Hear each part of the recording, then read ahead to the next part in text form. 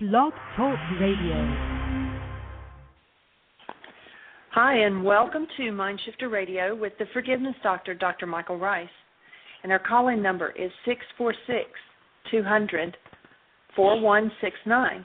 And we began yesterday with the 12 steps to InterDependence. We spent a week on codependence, so now it's how to pull out of that and go into InterDependence. And Michael covered the first 6 steps yesterday, and we're going to do the last 6 steps today. Welcome, Michael. Delighted. Glad to have you with us, and delighted to be sharing the information on codependence and in particularly on the ancient Aramaic idea of forgiveness. What we're looking to do is to empower and restore each individual to develop a set of skills that probably 99.9999% of humanity that has ever lived has never developed. And, of course, because that's never been developed, most people would say, well, that's impossible. Well, excuse me, it is possible. You, as a creative being, have the ability to reach into every nook and cranny of your mind and your genetics and clean out what never belonged. If you play the game of codependence, which is the blame game, then you're always blaming someone else for what's coming out of your genetics, what's coming out of your mind, what's coming out of your emotions. And as long as you do that, you get to live the title of my book, Why Is This Happening to Me Again? If this is a new concept to you, please go to our website on the right-hand side. There's a link. And our website is www.whyagain.com. On the right-hand side, there's a link that says Download Worksheets. And when you click that link, the first 2 links there, 1 is a set of instructions for those worksheets. 2, the second link is the actual 7-step reality management process. That's how to forgive. The next thing you might want to do is go to our February archives. And on February 22nd, this is the radio show archives on our website. On February 22nd, we did a show with a young lady named Pamela Gregory, who was willing to be the volunteer, and we walked her through a full worksheet. That's the forgiveness process. It's key in what we're doing. It's the way that you collapse the projections that come out of this multi-generational database that we call the body-mind unit, and it's the core of the work that we do. We're looking to restore the actual original Aramaic idea of forgiveness, which has nothing whatsoever to do with the Greek idea of, I'm going to let you off the hook because you caused all this terrible pain inside of me. If I have terrible pain that I'm experiencing, it's because I have energies in my structure that don't belong in my structure. If I play the game of denial and dissociation, I hide, I dissociate from the part of my mind and my genetics that hold my pain.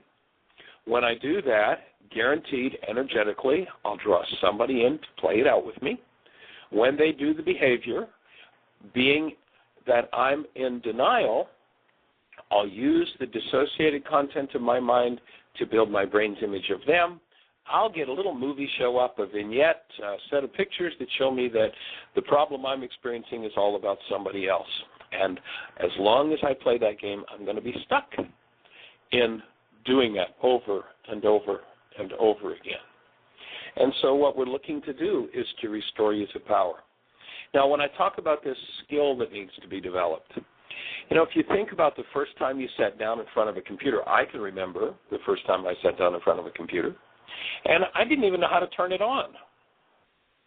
And I couldn't tell you the countless hours that I've spent. I mean, thousands of hours over the last 20 or so years that I've been using computers. I think I probably bought one of the first, what was loosely referred to as a laptop, or it was called a portable computer. It was called an Osborne. Actually, the Osborne had the old CPM system in it, and I never got one printed page out of it, and I spent hundreds of hours learning to use that computer. I went on and to DOS, spent hundreds more hours, went on to the early version of Windows, through several versions of Windows, and I still sometimes spend, and this is after 20 years, I still sometimes spend a whole day working through a problem on my computer. Let me share that your multi-generational database has 10 times the depth, 100, 1,000 times the depth of your laptop computer. If you can imagine yourself spending the number of hours that you spent to get your laptop operational and do the things you want to do with it, and it will do nothing. Your laptop will do nothing compared to what your body-mind unit will do for you if you take the time to develop the skill of going into every nook and cranny of it and working through whatever never belonged. The minute we go into denial, it's as though we put a password on that content. That's the dissociated mind. And until you reopen that with the password, you can't change the content of that part of your mind. You know, you can say to yourself, oh, you know, I did that terrible thing and I'm never going to do that again. Have you ever made that kind of a choice? Actually, we can go all the way back to a guy named Paul 2,000 years ago, and he says, why is it the things I would do, and he's done this awesome writing about love, which is the way he obviously wants to live. He says, why is it the things I would do I cannot do, and the things I hate are what I do? What happened to Paul that occurred? He had no idea how to operate. He had no idea what the passwords were on his own mind. If you do behaviors that are against your own will and choice and you blame others for it, you have no idea what the password is to the nooks and crannies of your own mind. And I'd offer that if you're in pain, if you're in turmoil, if you're in trauma, that pain, turmoil, and trauma is absolutely 1,000% optional. There is no reason to live there except that that's what's contained within your mind. The skill you're going to need to develop, and it's interesting, if you go back into the ancient Aramaic, you'll hear the man named Yeshua, and this is an idiom that was translated or misunderstood, but in the Aramaic language, if you said to a man, I want to be able to do what you do, I want to learn what you know, he would say to you, then you will have to eat my body and drink my blood. And it's got nothing to do with communion.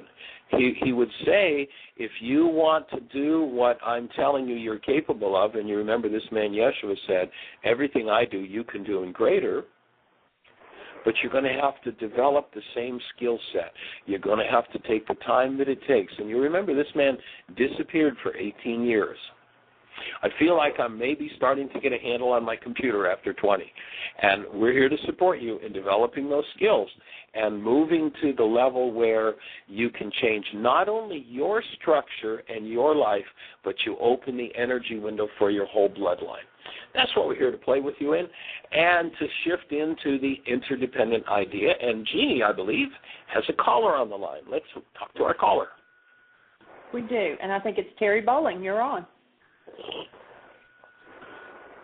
Well, hey there, Terry Bowling. For those that don't know Terry is the artiste in residence at Heartland and also the project coordinator who's helping us develop the whole community idea at Heartland.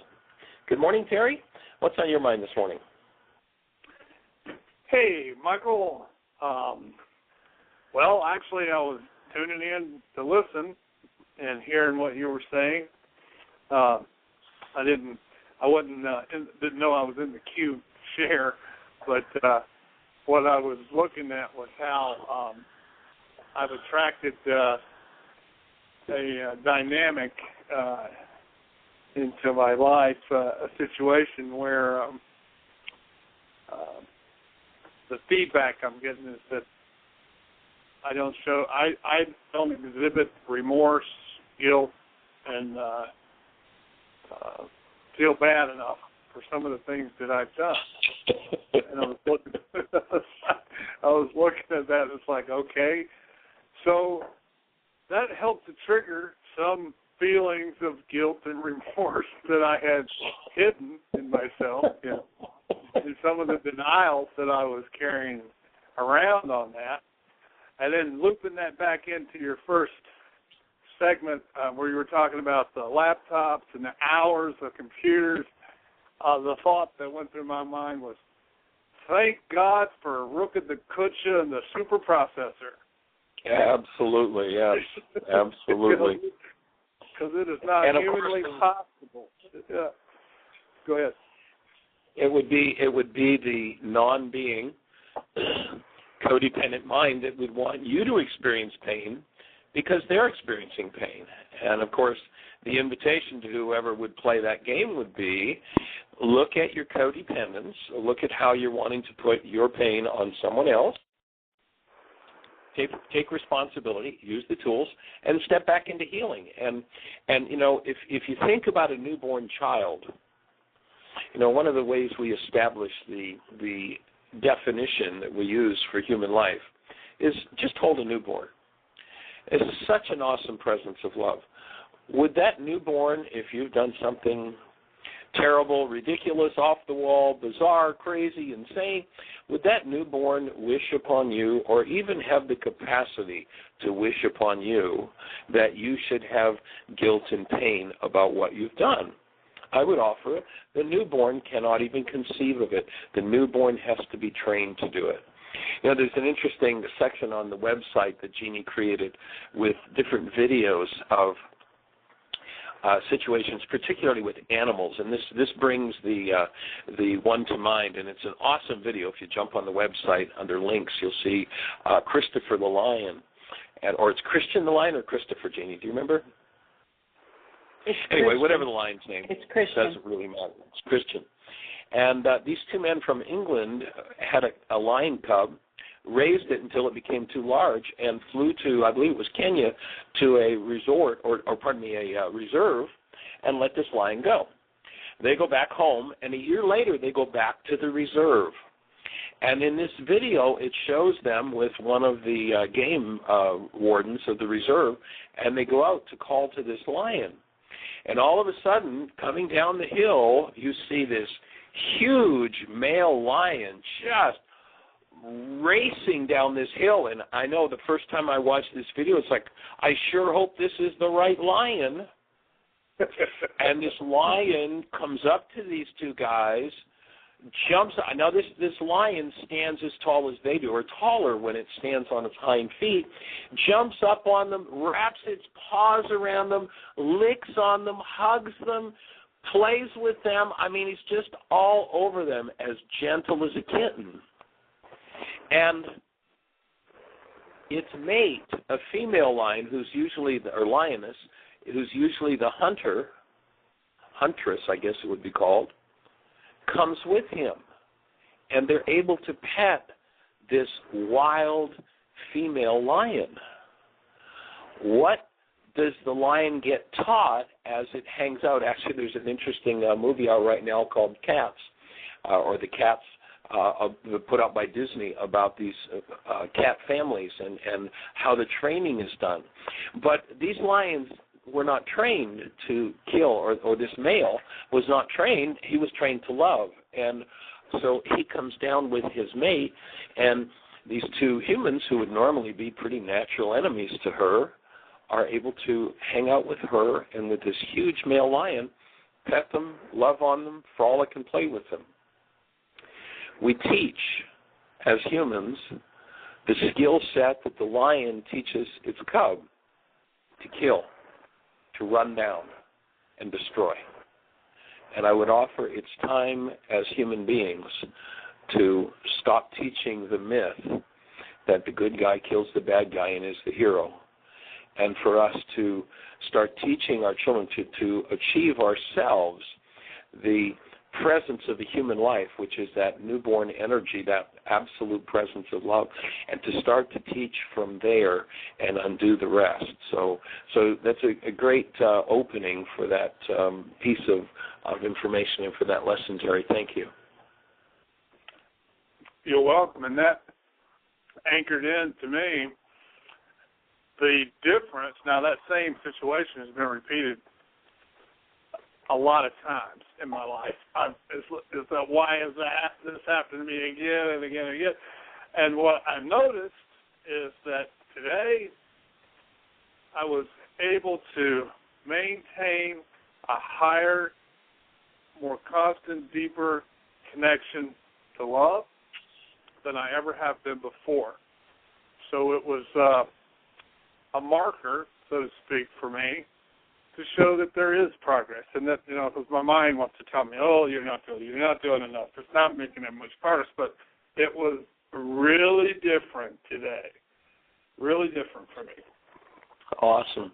Well, and you've spent now about 7 years with this work, reclaiming your human life, and that's the fruit of your work. And 7 years is like a zip when it comes to reclaiming what has probably not appeared in most of our bloodlines for who knows how many dozens or hundreds or thousands of generations. And, we tend as human beings to go into relationship, and we want conflict-free relationships, but we can't have conflict-free relationships unless we're conflict-free beings.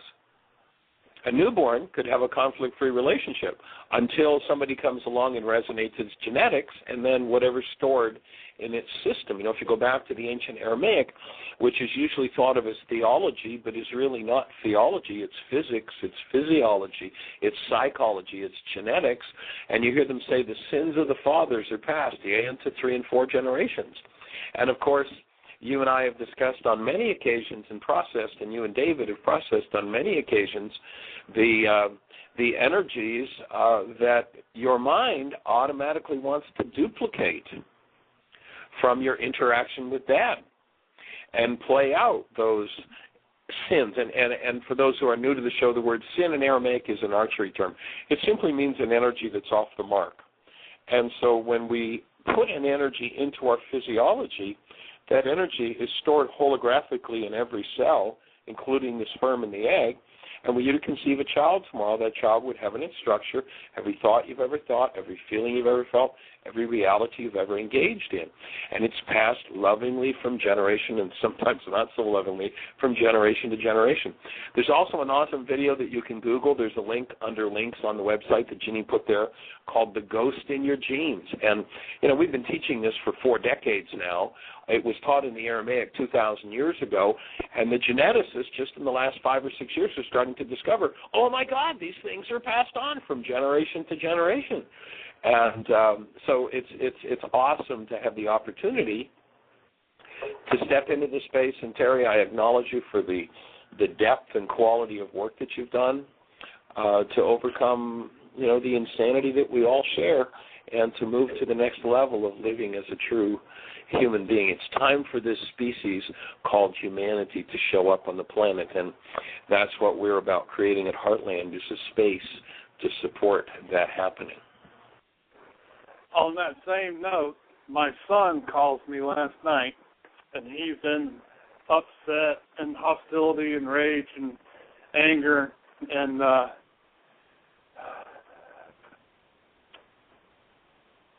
this is a recurring pattern, and it's genetics and all that. So he had caught this as an exact same almost dialogue we were having 2 weeks ago. Now, the difference between 2 weeks ago and last night, 2 weeks ago, it was about 3 hours of processing with him for him to be able to even open up to just breathe, okay? Yep. And once he started breathing, we were able to work through and process. Last night, even though he seemed to be at the same level of rage and hostility to tap into it, within just a few minutes, he was open and receptive to support, and he stepped into the breathing, and within 20 minutes, he had shifted the energy within himself and released that and had moved into a whole different place. It was amazing, amazing. So, Terry, thank you for sharing that, and I'm sitting here on the verge of tears, and my whole body's tingling with energy at how magnificent that is. It's awesome. Thank you. You know, there's an awesome line in the Course in Miracles that says, when you are healed, you are never healed alone, and millions yet unborn will benefit from the work you do. Thank you. Thank you. It was so powerful to witness him receive, open up, acknowledge that it was his stuff, be willing to breathe, to let it go, to acknowledge that he was in his carbon-based memory and to his hostility and fear, and that he was in his stupid mind when he was in that. And it was, I can't put it in words, the greatness of it, the greatness of it. I understand.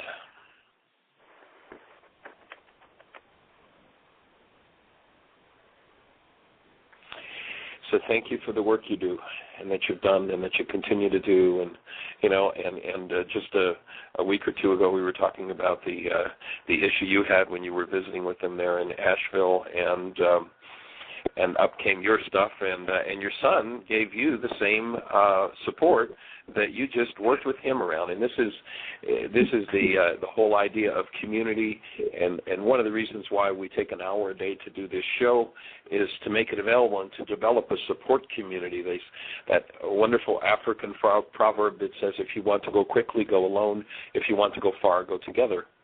And just, you know, turnabout is fair play, and, you know, just so the audience knows a little of what we're speaking about, if they weren't on that particular show where you talked about that you had a big issue come up, the house was a mess, and you got home, and all of a sudden your son, who's 15 and been involved in this work now for since he was 9, he walks you through looking at your mind goal management sheets, explains your problem to you, that you got too much stress, Dad. Let's do some forgiveness.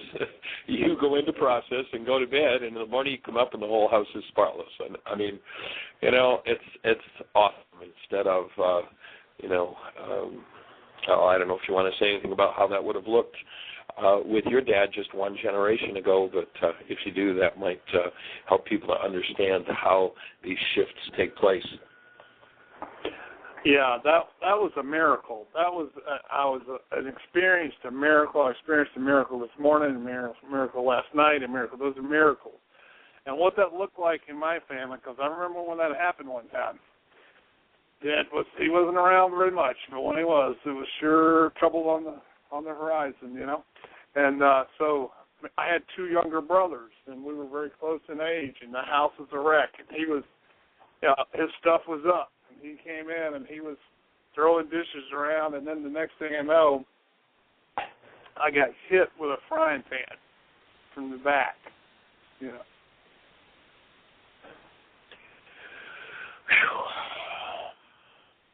And it hurt. Yeah. So have you let go of the energy of that impact of that frying pan on your back on energetic level? Have you processed that out of your body? You know, as I said that, I realized about this thing in my neck. It was like my thoughts went to that, and what David has been working with me on the breath sessions, and I made that comment a couple of weeks ago, and that pain had resurfaced, and so I'd say yes. There's been work done on that. Maybe still be a little bit more to go. Yeah. And when you think about this on an energetic level, you know, as a kid, you're an energy field. You're not a body. Along comes this impact, which is an energetic blow that also holds the rage and the pain of Dad, which is genetically born and bred in you. And so just like 2 tuning forks, when I talk about this in the codependence workshop, I draw a file in the mind with tuning forks, and as Dad radiates his rage, it's absorbed by the same vibratory field in you, so that builds and builds. And if, you know, like Paul says, why is it the things I hate are what I do? He had a power person, and he absorbed the energy of his power person. And until he forgives that, until he removes that from his field, he can say till the cows come home, I'm never going to do that again, as all of us have done. I proclaim that one for myself too. But as soon as a matching bag of garbage shows up, it's going to resonate, that rage, and you can say, I want to function gently and lovingly there, but until you go in and directly connect with that energy, as we've been talking about, and forgive it, remove it, whenever something comes that matches, and if it's in there, something will come to match it, because we live in a resonance world. What happens is that energy comes up, takes over, and against your own will and choice, here you are doing what you didn't want to do, that you swore you'd never do again. And I speak of myself as well. I'm not speaking of you in particular, generically, all of us. And the skill set that I'm talking about that needs to be developed if you really want to do this. And that's why it's not, I got $5 in 5 minutes, tell me everything you know about healing. The skill set that's required is the skill of being able to go into your own field and access. What age were you when that frying pan incident happened, Terry? Do you remember approximately? Yeah, I was about 8 years old, maybe 9. Yeah. So to be able to go back to being 8 or 9, touch into the field of rage that you were surrounded by coming from your power person, who, of course, it's not his fault. He's got a power person, and of course his power person had a power person. Been going on for a long time, and notice that even though before you got involved in this work you were a power person, notice that more and more you're stepping out of the role of a power person with your children and with your former spouse. That even though you've decided that marriage is not an appropriate thing for you, that you've stepped out of being a power person, you've stepped out of that pattern that was established with Dad, and that you're replacing it with something totally new and modeling and giving your son a different energetic experience, because you've spent the time, and geez, you've been at Heartland, 2 years, and been doing your work for 7 or 8 years, to go back, access literally the energetic impact that was absorbed by tissue that creates a distortion in tissue. They call it diseases, but really it's all just a distortion in the energy field and the emotion that goes with it. And as you develop that skill set I was talking about earlier, that 99.999% of humanity has never even conceived was possible to develop, to actually be able to go inside yourself, access those energies, energetically throw it off, and be freed of it. And as you do that, open the energy field. That movement, you're really modeling that movement from codependence. I'm going to blame my kid and I'm going to rage at my kid, to when your kid feeds that rage back to you, instead of just playing out the power person dynamic, you come back with a space and a connected being, and are able to process the trauma in you that would, in the normal world, would have you just pass the trauma on to your son. You're able to become the sounding board in the space of love for your son to process it out. And it's so awesome. That's the true movement to interdependence. And that interdependent relationship that you're creating with your son, where a couple of weeks ago your stuff is up, he processes and supports you, and last night his stuff is up and you process and support him. And that's true interdependence. That's exactly what we're here to support every person on the planet learning that skill set, so that we can actually reestablish human life on Earth. One of the things we've considered doing is creating a foundation called the Foundation for the Restoration of Human Life to Planet Earth, because human life is just about gone. Most people are simply bouncing energy fields, bouncing the grief, the pain, the sadness, the rage, the fear, or that invitation that you started out this conversation with, to feel bad and have remorse, as though that would be useful, as though something from the dark side of life, hostility and fear, could possibly be useful. Now, do you want to take responsibility? But man, was I off base there. One of the things that we suggest to people is, and I never understood this way back years ago when I saw the movie, love means you never have to say your story. And I had a little slip of his tongue there, story. You never have to say your story. Yeah, it's time for us to get rid of our story. But But rather than I'm sorry, codependent people spend a lot of time in I'm sorry, and they become sorry people. And we suggest you never say you're sorry for anything, because what happens as creators, as energetic creators, when we say I'm sorry, is that I get your mind to join with my mind in what I created that I'm sorry about, and I'm going to tend to create more of the same. If I'm off base, what we suggest as a replacement is I apologize. I really made an error there. I screwed up. And in the future, here's what I'm committed to. I'm committed to being loving, gentle, respectful, taking responsibility. And now, energetically, I've got your mind and my mind joined in what I want to do in the future that in the past I have not been able to do. Which scenario obviously is going to create a better possibility that I'll actually be able to do something different than just replay and do the why is this happening to me again. The scenario where I get minds around me to join with the terrible things I've done, or the scenario where I take responsibility and get minds to join with me in the wonderful things that come from being that I'm committed to doing. You know, it's pretty obvious energetically which is going to produce the top result, the highest result. So Terry, Jeanie informs me we've got another caller online. Do you have anything else to share before we move on to that caller? I'm good. Thank you. Thank you for the opportunity. All right. We love you and we appreciate you, Terry. Blessings. And Jeanie, you have another caller for us.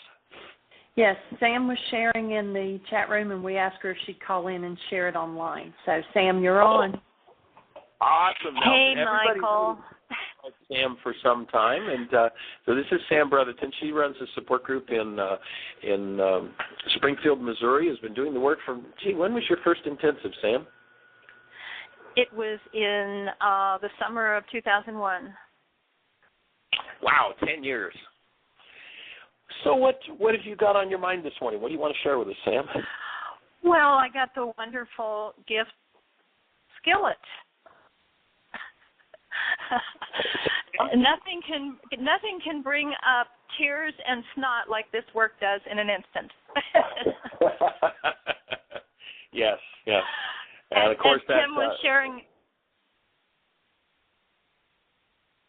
Go ahead. As Tim was sharing about a skillet, all of a sudden I had another layer pop up. When I was 15, my dad was very abusive toward my mother, and he was just always hitting on her, and I was in the kitchen getting ready to put something in a cast iron skillet, and he started in on her, and I had just reached my peak. I picked up the skillet, and I drew my hand back, and I said, if you ever lay another hand on her, I will clobber you. And he stood there with his hand raised, staring at me, and he looked at me for a long time and got tears in his eyes and put his hand down and ran out of the house and drove off, and we didn't see him for a few days.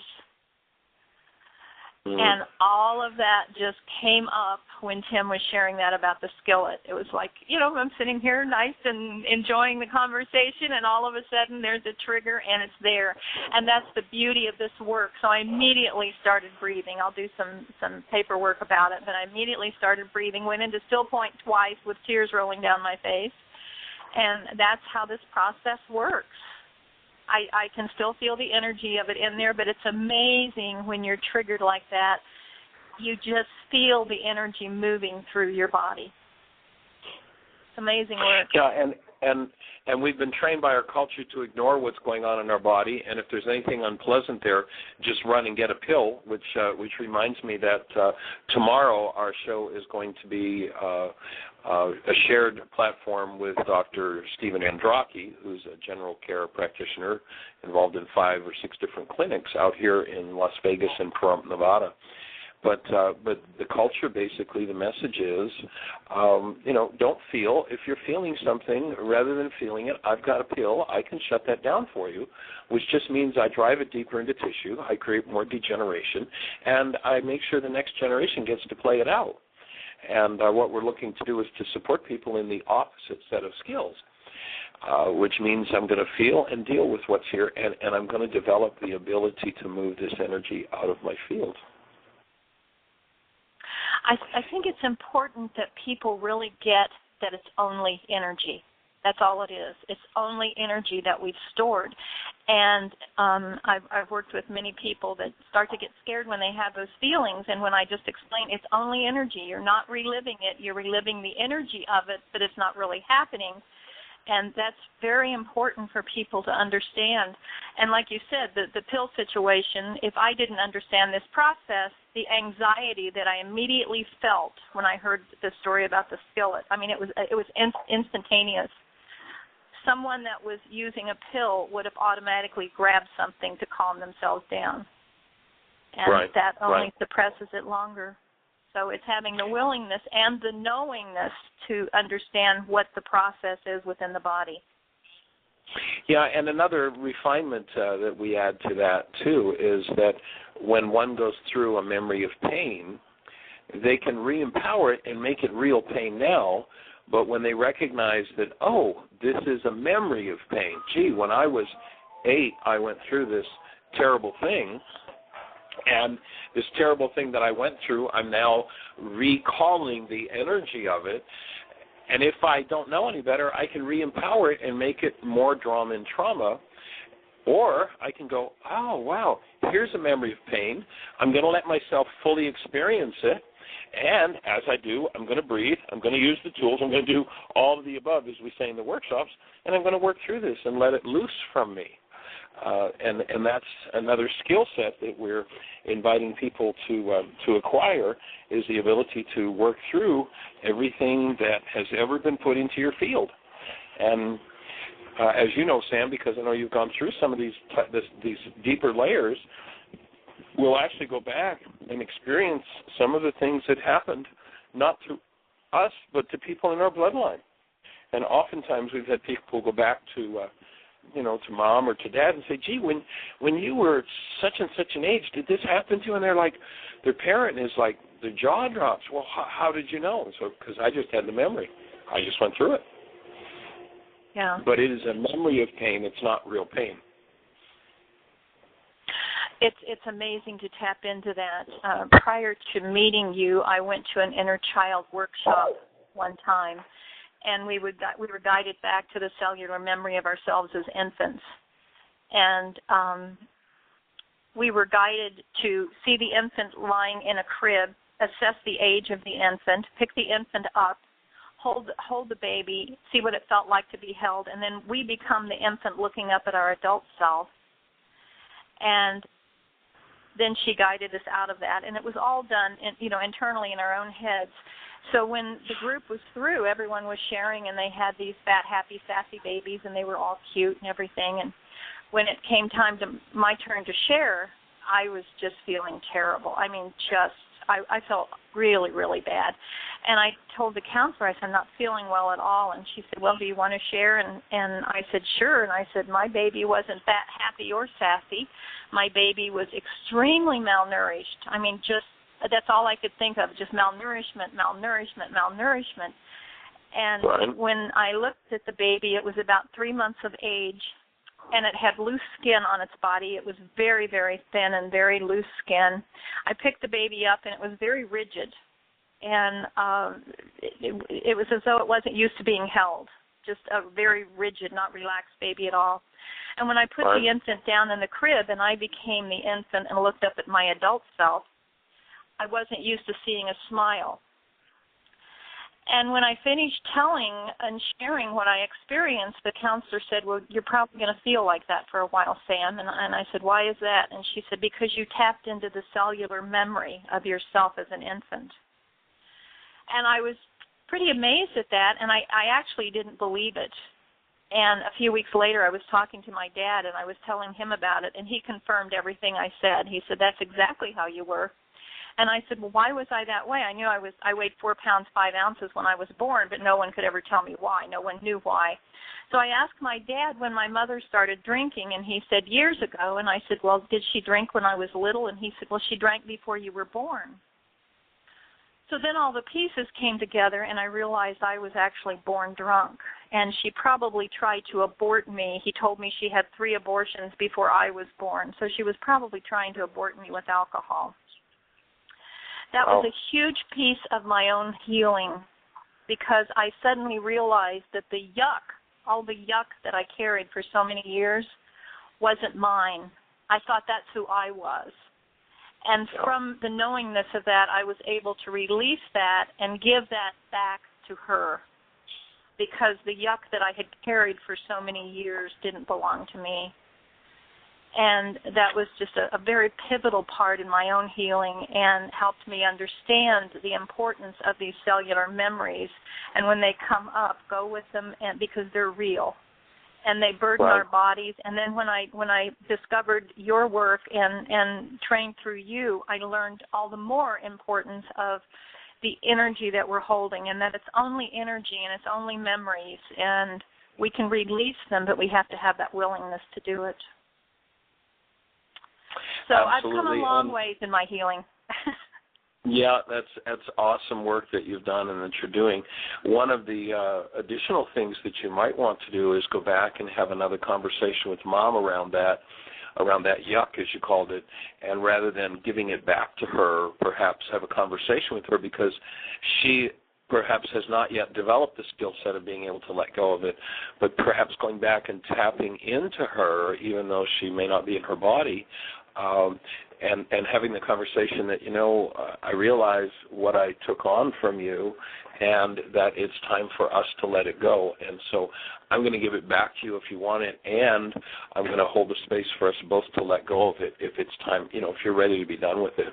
And you can give her the gift of opening that space. And in the ancient teachings, that was called praying for the dearly departed, that we held the space of love for them to work through whatever it is that they needed to work through as well. So that's a great idea, Michael. I'll do that. I'll do that in a breath session. I'm going to go breathe when I get off the phone, and I'll do that. Awesome. Great idea. Well, young lady, it's a delight, as usual, to have you on the show with us, and we appreciate you. And any and every time that you get a chance to call in with the awesome work that you're doing, the lives you're touching with the work, we appreciate the input and love you. Oh, well, I love you guys, too. In talking about this, it reminded me of something that happened one summer when I was at Heartland that you might want to either share now or later. And it was about the gentleman who was running the kitchen but couldn't focus on the kitchen because he needed to run the garden. Do you remember that? Tell me more. I'm not quite with you. And in a breath session, he had a visual of running a covered wagon across the country in a drought. Do you recall that? Yeah, I've got. It's not fully there in my mind, but I do recall. Yes.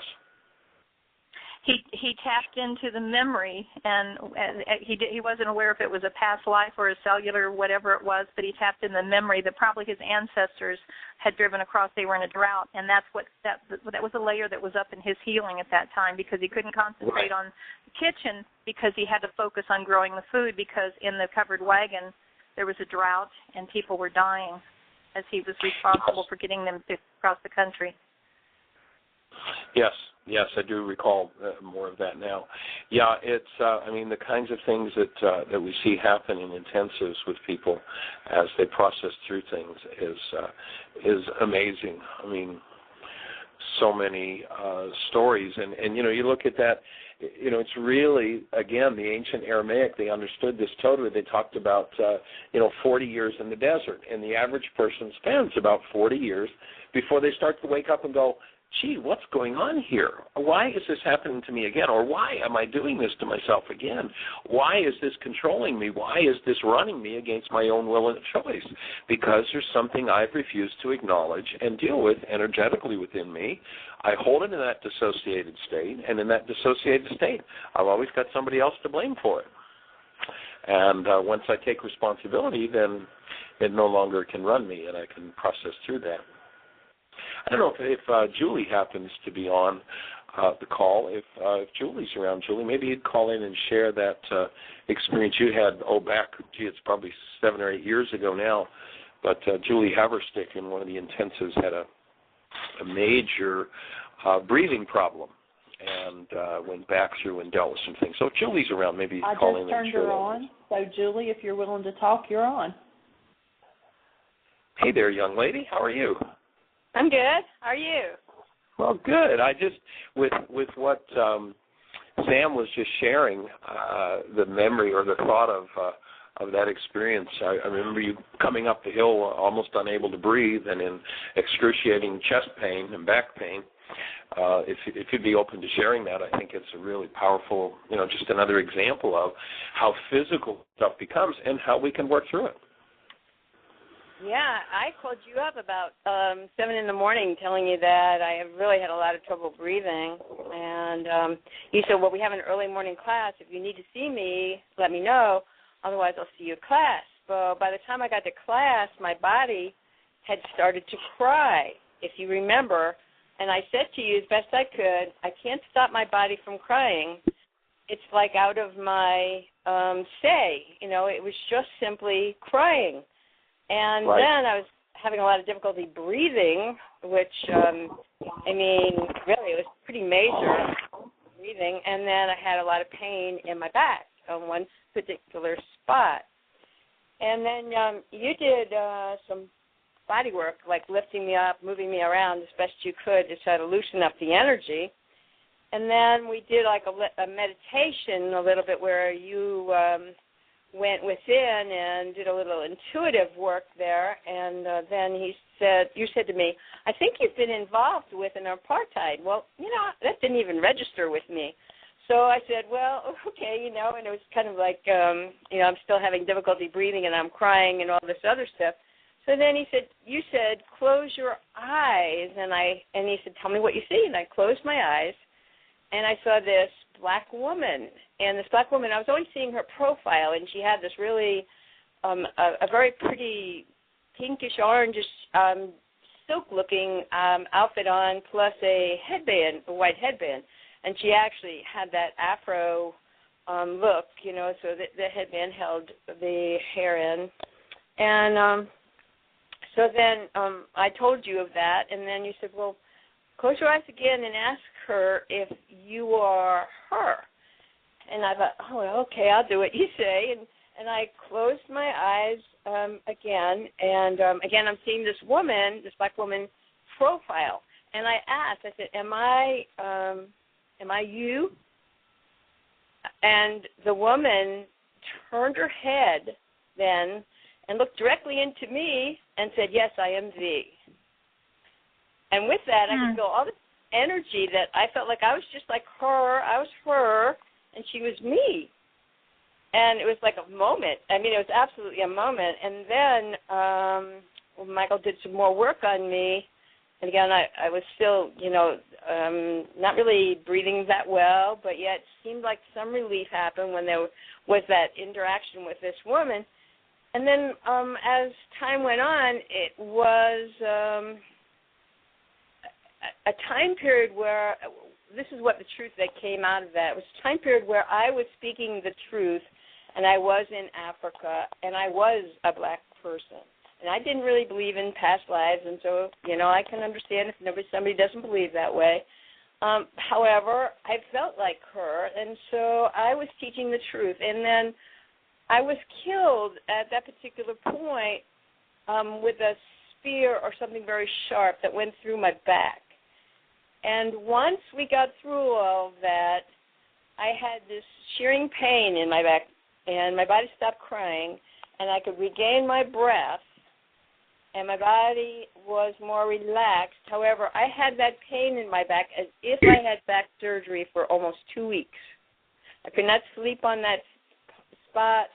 Energetically, it was still healing. So it's like totally amazing healing crisis for me, just totally amazing. That's pretty much what happened. Yeah, and, whether oftentimes I've seen people over the years who process past life events and, is it actual literal past life? Is it genetic memory? Who knows? I don't know. I usually just suggest people process things the way it comes up. It could be simply the creative mind's way of presenting something to us energetically that we need to deal with and giving us a way to do it, and it could be a literal, actual truth. But the bottom line is, over the years, as I've watched those things happen, I see such physical, mental, emotional relationship changes for people when they're able to process things like that. And I have over the years seen many people have to deal with issues where they were teachers of truth and were sacrificed for doing that. And fortunately, I think it's time for things to change on the planet. And Julie, maybe we could add the next detail to it, because you've been around the work for 20 plus years. We've been encouraging you to teach, and it was really difficult for you to get up in front of an audience. And you want to maybe share what happened at teachers training then after that experience that year? Yes, it always was challenging for me. I mean, I could teach the children at school. That was easy. But when it came to teaching adults, it was always like, oh, my goodness. And I would just go blank. I mean, it would just be like such overwhelm. Even though I was prepared, I would just go overwhelmed and I'd go blank. But after that incident, there was a significant shift in my ability to be able to get up in front of people and be more relaxed and actually start to express. I mean, it was a little challenging, but it wasn't like it was before, where it was just, I was stuck. It was like an energy had opened up. And, of course, if I was, whatever happened in that healing crisis, if that was a reality that I was experiencing, it was something that was healed, and now I was able to open and just be a different person. I wouldn't even be on this radio show right now. I probably wouldn't even be talking to you, to be honest with you, because I'd be too shy, or be something. Something would be inhibiting. I'm not sure what it is, but it's gone. So I'm going to get killed for speaking the truth. That's a pretty good inhibitor. Yeah, definitely. Yeah, if that was the case, and that's what it appeared. That's what it appeared to be. Yeah. So definitely. In fact, every time that you go through some sort of healing where energetically there's you're making a difference, there's a different opening, a different you showing up. Right. Yeah, and when the true you shows up, life is such a delightful experience. When we're functioning out of the not you, the self that, if you go back to Yeshua, who understood this process perfectly, he said, in order for you to live, you've got to die. When with our topic being codependence, when we look at the fact that in interaction with a power person, we have a tendency to develop a non-being self, a self that's based in the rages, the fears, the messages taken from the power person, the messages made up by ourselves in response to the power person's behavior. We literally actually develop a self that is just an image in our mind, a self that isn't. And as you recognize that self that isn't, then you realize that self that isn't. That's the self based in hostility or fear. In order for you to live, you've got to die. And, what Terry was talking about earlier, what Sam was talking about, and what I hear you saying, Julie, is, here we are. We're living as human beings more and more and more. We're reclaiming from the generational insanity our human lives. And, you talk about that journey of, 40 years in the desert. What had to happen for the Jews to get out of the desert? And that wasn't a story about some people in the desert thousands of years ago. That's a story about us. The desert is a code word for the unconscious or the dissociated mind.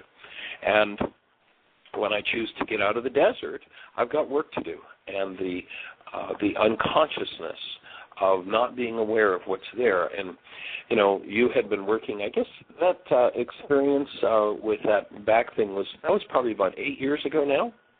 Yes. And so you've been working in terms of doing the work and building your vitality for about 15 years to get to the point where you could access that and work through it, to build your vitality enough to where you could access that directly and have the skills to move that energy out. That's the skill building thing that we're talking about that's so necessary in the process of healing. Yeah, I have to agree with you. Anytime that I have really gone through anything major like that, there's been a lot of prep to get there. Yep. Yeah. Well, it's awesome to have such a wondrous team who support and assist us in being able to move through and take this work. And our commitment is every mind, heart, and being on the planet. And we're especially appreciative of Carol Guy, who is the person who facilitated us starting to do this radio show, having the Angel Radio Network on Blog Talk. And she has really assisted us in filling in a hole in our work for years. Of course, we've traveled around the country and around the globe, but when we leave a city, if a support group started, well, it started, and if it didn't, it didn't, and people didn't have local support. So now, fortunately, because of this show, we can take this work 24/7, 365. People can access the tools that we're talking about, an hour a day live with live questions, and then on our website there are archives of every show that's been done. And I'm not sure when the show was where we talked about healing crisis, but we did do a whole show on that. Jeanie, do you happen to know when that one was? I guess it was about a month ago. And Jeanie has them on the site by month, and you can click and look at the titles. She has general titles. But there's one on healing crisis and what healing looks like. I know I got an email from the folks who are coming from England. I don't know whether they're on today or not, but no, they're not on. No, okay. Well, Les, who's been doing worksheets, wrote me an email the other day saying, "Gee, is it normal for me to have headaches? I've had a toothache. I feel bloated." Yeah, they're the symptoms of healing when your body starts to process those things out. Sam, you mentioned, gee, nothing brings up snot faster than doing this work. Well, the mucus in the body is designed to be a thin, watery substance that lubricates. And it's got a second purpose. When any kind of toxicity, whether it's a frying pan coming at you, whether it's a spear, whether it's an alcoholic mom, the mucus literally thickens to trap that energy to try to keep it out of the cell and from doing damage. Then what happens is that mucus dries and becomes just a very thin layer. If you've ever spit up in a Kleenex and happened to leave it where you could see it and then came back 2 days later, and that large chunk of phlegm all of a sudden became this little tiny spot on the Kleenex. Well, that's what happens inside the body. And trapped inside of that is literally the energy of the thoughts, the feelings, the toxicity that went along with that experience. And when you become vital enough, when you get to that new level of healing, then you're able to go in, liquefy that, and remove it from the structure. And as you do, along with it comes the symptoms of healing. And we've talked about those before, but just rather quickly, on a physical level, it's any kind of physical symptom you've ever had in low energy. On a mental level, it's any kind of negative thought you've ever had in confusion. On an emotional level, it's any kind of negative feeling you've ever had in depression. And, again, the reason for community is because if you want to go quickly, you go alone. If you want to go far, you go together. You have support. Someone who can hold the space, because it is the active presence of love that burns those things off. That's why step 4 in the worksheet is about tapping in and making an ongoing habit of bringing the active presence of love into your physiology, bringing an active human life into your physiology, and getting to the point where that's what you live out of. That's what we're here to support you in. Jeanie, we've got about a minute and a half. Any questions in the chat room or comments to share? No, just everybody's thanking each other for sharing and calling in. And the dates on the healing crisis is April the 15th and the 18th. We discussed it on a Friday and a Monday both. So remind them tomorrow is with Dr. Andraki, so I guess we get steps 7 through 12 on Thursday. Right, and interesting, the healing crisis was on April 15th, tax day. Isn't that fun? Anyway, so we'll remember that date. April 15th is the healing crisis workshop that we did, show that we did. Please go back and give a listen to that. It'll give you more detail on the process. And we are planning out here in Tacoma Hot Springs, an hour and a half outside of Las Vegas, a 2-day intensive coming up May 21st and 22nd if you happen to be in the area and you want to join us. It'll be a residential, awesome process workshop, Heartland. We start there on July the 8th with a 65-day intensive, 6 different modules. Come and join us. Please, as you do this work, you are preparing yourself and our planet for each of us to have the best year yet of our eternal life. That's the space we hold for you. Invite somebody to come and be with you tomorrow, a stranger, not necessarily somebody stranger than you are, but somebody who wasn't here today. Blessings and love.